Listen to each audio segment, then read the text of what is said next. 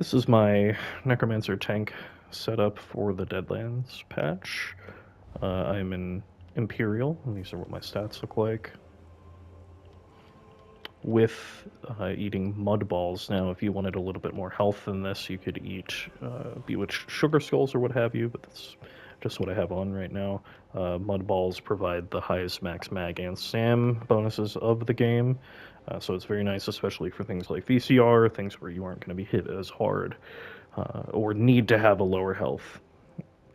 For my Mundus, I'm using the Atronach, and it puts my magic recovery a little bit high because of the worm, and you can mix and match these how you like, but I like where it's at right now. Usually the stamina recovery would be a little bit higher, but because I'm running Harmony Jewelry, it's pretty alright.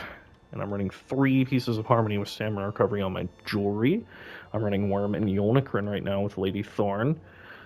Now, Harmony sometimes poses a problem, especially if your Templar is not running shards, which they may or may not. So sometimes, especially on the harder stuff, you might have sustained problems. So I recommend playing around with doing 1 or 2 infused and then the other ones being Harmony, mix and match to see how you like. Triglyphs on the big pieces, of course.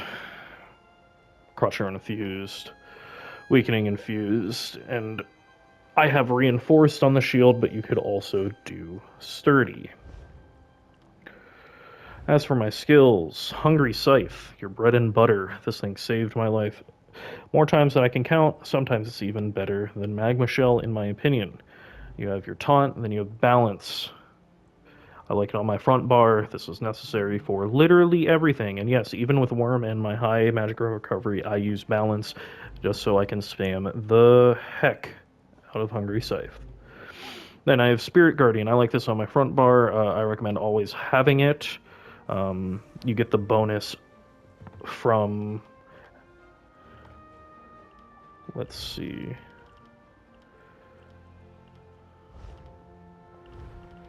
one of these is you get a bunch of recovery. Yep, there it is.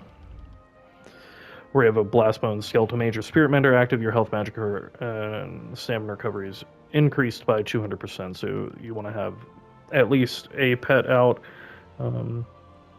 I like Spirit Guardian, and I like it on the front bar, but you could put it on the back bar. This is a flex spot. I'd put Flare here if I had it, but I am very close to having it.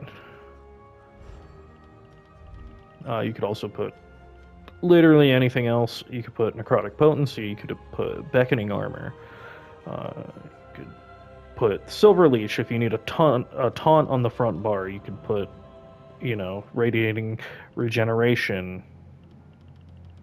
And then for ultimate, I have Temporal Guard for the minor protection, because the only other source of minor protection is Agony Totem, but you have to be standing within it.